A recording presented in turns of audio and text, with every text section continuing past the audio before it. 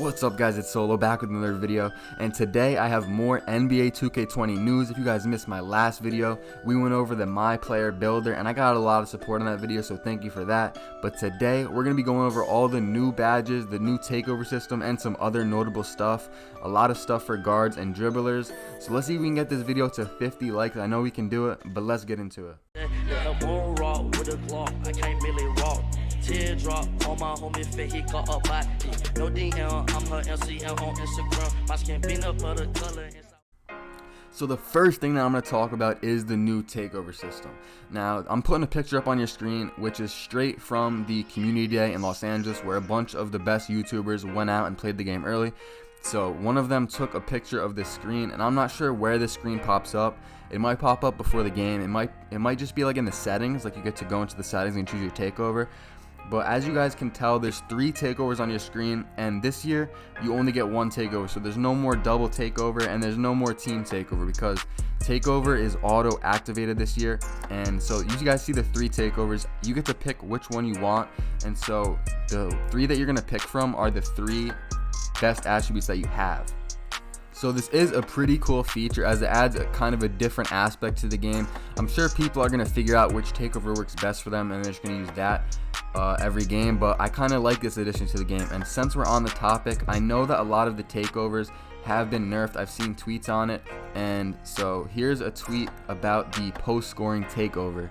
As you can see, a tweet from Hollywood TW, who was at the community day event. He said, "Post takeover animations are gone, hashtag NBA 2K20. A lot of the takeovers have been nerfed in NBA 2K20. That's what a lot of people are saying, and I do think that they deserve to be nerfed, because when you got takeover, it was basically like the game was over. If you're on 2s and I got my play sharp takeover, it was game over. And so I heard that the shoving animations that the post scorers had in 19 are not in the game anymore. So all the post scoring animations are gone / nerfed. Post scoring takeover is still in the game, I do believe, but it's really good news that post scorers are not going to have those OP animations where you literally cannot guard it. So I'm happy that that has been changed in 2K20.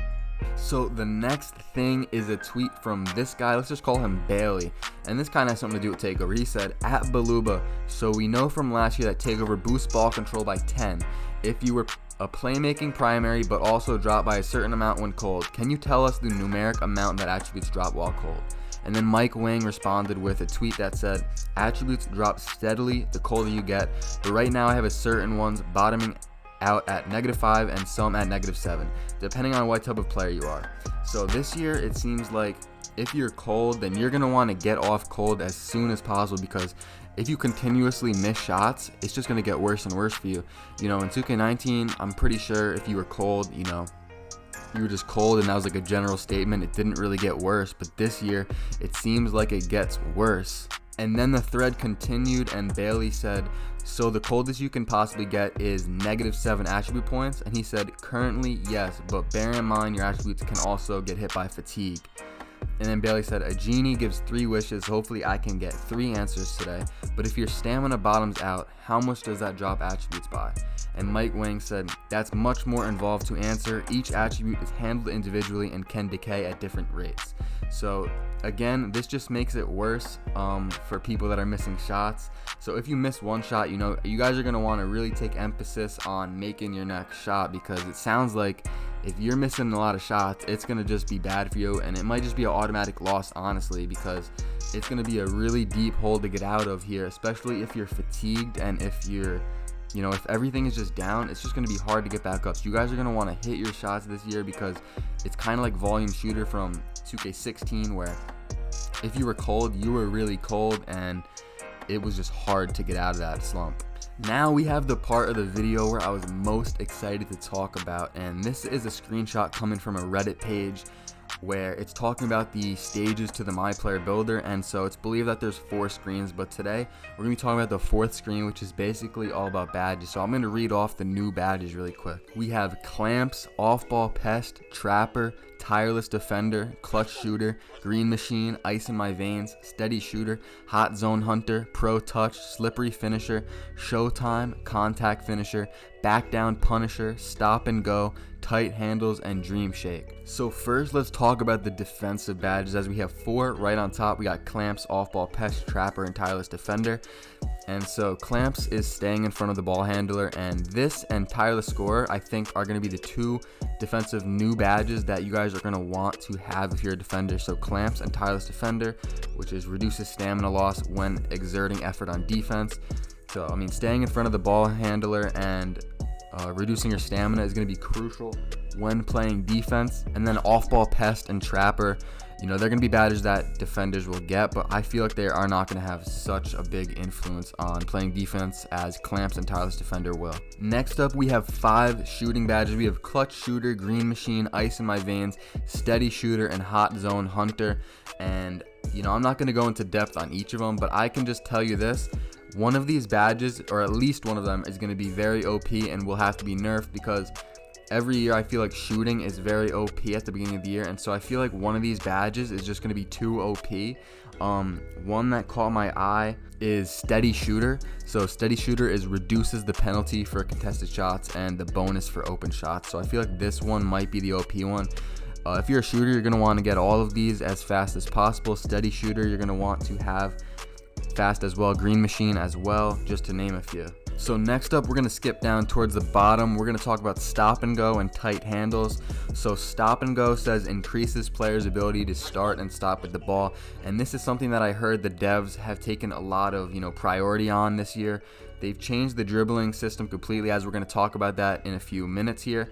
But so this is with the dribbling with the left stick, because left stick is not, you're not dribbling, doing all these combos. That's with the right stick. So the left stick is just you moving around, and so I have a feeling that the left stick has to do with the Stop and Go badge. And this year they want the quicker players to be able to stop and go quicker, as in the real NBA, the stop and go game is like a real thing, and they're trying to bring that to 2K more. And then we have Tight Handles, which increases the ability to break down the defender. So if you're a guard or a playmaker, this is going to be a badge that you guys are going to want to have. It's kind of like Anklebreaker. So this has to do with the Stop and Go badge. Here we have a tweet from LaMonsta. He said, "How is dribbling with the left stick going to be?" Someone said, "Wait, dribbling is on the left next year?" And then Mike Wang, one of the 2K developers, said, "To be clear, dribble moves as you know them are still on the right stick. When I mentioned there are dribble moves on the left stick in the blog, I just meant there are simple crossovers, behind back wraps, step backs, etc. that play contextually as part of the new motion engine." So the developers have been talking about this new motion engine all summer long, and so with this, the dribbling system has been revamped, and so you're going to be able to do dribble moves with the left stick. And so I really don't know how this is going to play out. It's going to be interesting, but that is what I'm talking about with the dribbling with the left stick. Just to add on to this topic, we have a tweet from Cole the Man TW, and this tweet was in my last video, by the way. He said, "You have to use both analog sticks to pull off crazy dribble combos this year." So I'm really excited to see what this whole new dribble system is actually going to turn out to be like. Now we have some more badge news that was left off of the Reddit page. So here you have a tweet from NWA. He said, "At Baluba, is there a badge that makes it harder for the ball to get stolen from you?" And Mike Wang said, "Unpluckable." So Unpluckable is going to be a new badge that, as NWA said, is going to make it harder for the ball to get stolen from you. So this is going to be another badge that playmakers are going to want to have as soon as possible. So now we have some news on speed boosting, as Mo713 tweeted, "At Baluba, hey, just wanted to know, at what speed with ball rating will a player be able to speed boost, or is it a combination of ball control and speed with ball?" Mike Wang replied with saying, "Tier 3 first steps unlock with 86 speed with ball. Momentum cross and tier 3 dribble moves are still based on ball control and also unlock at 86. Keep in mind that ratings fluctuate based on takeover, rhythm, and fatigue, so you may want to buffer if speed boosting is important to you." So if you're planning on making a guard, and I am going to have a guard build video coming out the first day of the demo, so stay tuned for that. Put on notice if you don't have them on. But if you're going to make a guard, it's looking like you need a minimum of 86 ball control. 86 ball control will allow you to speed boost, and honestly, you might want to have a minimum that's higher than 86, because as he said, fatigue and everything will play a factor into it, and I have a feeling if you're fatigued with only 86 ball control, you're not going to be able to speed boost. So you might want to have it a little bit higher than that, but again, I will make a build video on the best build and what you guys are going to want to have. So next we have a tweet from Davis, who was at the community day event. He said, guards are significantly faster than centers in one-on-one matchups. So what I'm hearing from the people that were at the event is that small guards are very fast. You know, we've known this. Smaller players tend to be faster, but this year it's supposedly a lot more noticeable than a normal. So players like Bandit, who had a 6'8" point forward in 19, may need to consider, you know, making a shorter player, because I heard that players taller than 6 feet 7 inches are very slow. Big centers are very slow this year. So this is going to be good. Hopefully big centers won't be able to dribble like they did this year, because that was kind of a little crazy. But it's looking like you're going to want short guards. But don't make it too short, because defense still matters. If you make it too short, you're not going to be able to play defense. So 6'4" might still be the best guard height. But again, I'm still going to look into that in the demo. I'm going to try everything out, and I'm going to post a video on that. So the game is looking really good with all these new changes and all these new badges and the new takeover system and the new motion engine. You know, every year the 2K looks really good before it releases, but I don't know. I just have a feeling about this year, especially if they add the rep system. If they add the rep system, which I have a feeling that they will, and then the game is just going to be very good.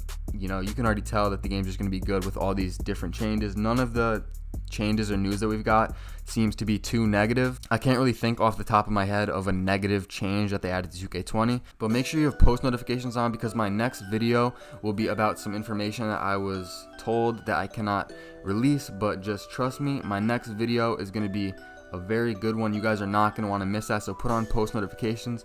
If you made it to this point in the video though, go in the comments and type the word Michael Jordan. This will just let me know that you guys made it this far and that you're a true supporter. But yeah, if you enjoyed the video, make sure to drop a like, subscribe if you're new. I'll see you guys in the next one. Thanks for watching. Y'all niggas hate on me, hate on me. I'm getting money, what the fuck can you say to me? Y'all bitches cry for me, cry for me, cry for me. If you my nigga, then you ride for me, ride for me. Yeah, you a cheese, bitch, you a dog to me, dog to me. Baby, you see me, get no love from me, love from me. I keep a hoodie, cause it's cold to me, cold to me. So when y'all see me, y'all gon' know.